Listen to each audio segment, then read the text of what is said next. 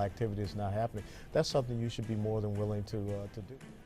Former Congressman Allen West. In the third hour of America's Forum, was Al Sharpton once an informant for the FBI? Wait until you hear what else former Congressman Allen West had to say about the Sharpton saga. A new survey finds that Americans have greater trust for a politician who cheats on his wife than one who uses taxpayer money handing out jobs to unqualified members of his family. We're going to talk about that. Interesting stuff there, and reports are now surfacing that alleged Fort Hood shooter Ivan Lopez claims he was picked on by his fellow soldiers. See? What else? Lopez. We're learning about Lopez right now on America's Forum.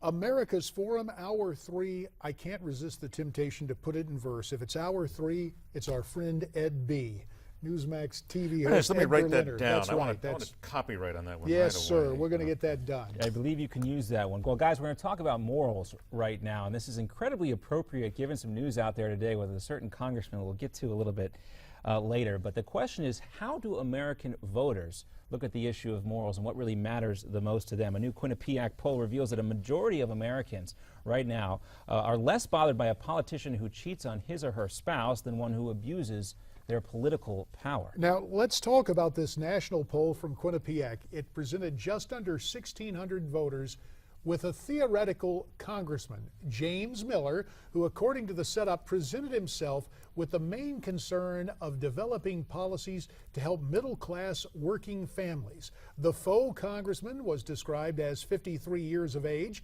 married, and with 2 children, not identified as either a Republican or a Democrat. One group of voters was told that this congressman was, quote, unfaithful to his wife with another woman, end quote, while a second set was told he created a, quote, new well-paid position on his staff to hire an unqualified family member as a favor. And that's where the eye-opening numbers emerged, perhaps not the opinions you might first think. Take a look at this.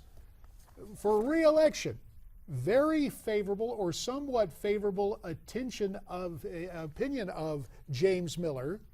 As they were asked, given the overall opinion, the first group had an 81% favorable opinion and 63% definitely or probably ready to cast their votes for him. That's the guy, Congressman Miller, cheating on his wife. Now, when the survey dropped the news that Congressman Miller had been cheating on his wife, the bottom falls out. Now take a look at this. You see right here, very favorable to somewhat unfavorable opinion of him, 33%, somewhat or very unfavorable, 57%, definitely or probably won't vote for him, 38%, definitely or probably won't vote for him goes to 48%. Mercy. This is the scenario set up about being unfaithful in terms of marriage. But you've got the whole other circumstance, and that is using power and influence to create a staff position for a family member unqualified for the job. The favorable numbers really, really drop. Over 60% said no vote for a guy using taxpayers' money to prop up somebody in a phony job. And what a coincidence.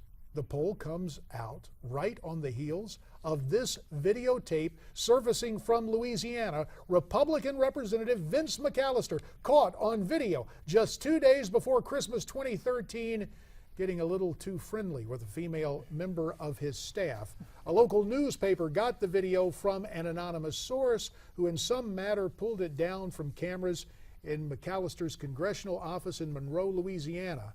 Adding more fuel to the blaze, the fact that McAllister campaigned last fall as a devout Christian. He's been married for 16 years, has 5 children with his wife. After the video went public, McAllister came out apologizing to his constituents, his family, and asking for forgiveness from everyone. Joining us now to dig deeper in these numbers, Tim Malloy, who is the Assistant Director of Polling at Quinnipiac. Tim, we thank you for your time.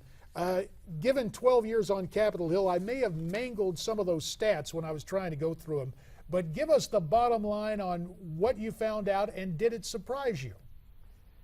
I don't know about the surprise part, JD, but I guess the bottom line is that voters clearly see a difference between personal and official scandals. Committing adultery far less damaging to a politician than abusing public office. I guess another way to put it is you may get a better chance of cheating on your wife or husband than you will be on cheating on your constituency or your voters or people who trust you. You can't betray people in public office. You might do a little bit better if you betray your own wife. Well, I don't know, is this the post-Clintonian age? Because I can remember Robert Wexler, a congressman from South Florida, when I was serving in Congress in the Judiciary Committee, Wexler's big argument was, and I remember the quote from him directly, the president betrayed his wife, he did not betray his country. And that's the distinction that you're seeing now, Tim, based on this poll. It would seem that he betrayed, in the eyes of the voters, as these numbers show, if you betray your country, meaning betray your voter, if those votes go to waste on someone who's abusing public office, that is a greater offense than doing bad things at home. What? Go ahead, Ed. Go ahead. It seems to me almost as if this is coming to a permissiveness here where we really don't care if you mess around on your wife as long as you don't mess around with our money.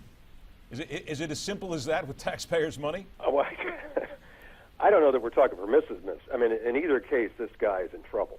He's just in less trouble given his infidelity. But is it about the money here specifically? That people have heard so much about money, taxpayer money, money that is spent badly, that they're more willing to react to that immediately than anything else because they see it coming out of their pocket. Well, that'd be your point and not mine. I mean, I didn't poll that issue, so I don't know. But I mean, clearly, money drives so many emotions that it's not a leap to suggest that. Well, how did you guys formulate the idea? Was there anything, any relevant news story today? The historical example of Mr. Clinton. What prompted this kind of study? Well, we've been around for a long time, and we've never done this one. There are many different pollster scenarios, and we thought we'd try this. We have someone on our staff who's worked in the newspaper business and had tried this, and we found, incidentally, the outpouring of media attention on this has been tremendous. It was not linked to any particular scandal. It absolutely was not. It's totally coincidental. But it is, it's another barometer, it's another snapshot in time, and I think it says something. I think it says, I don't know if the word's permissiveness, but maybe people are more forgiving now. Well, Tim, if I'm running a campaign here and I'm looking at these polling numbers and you're trying to think about the items and the issues that you should trumpet as a candidate, what does this say about morals in this country today in 2014 about how important that is to campaigns and to voters?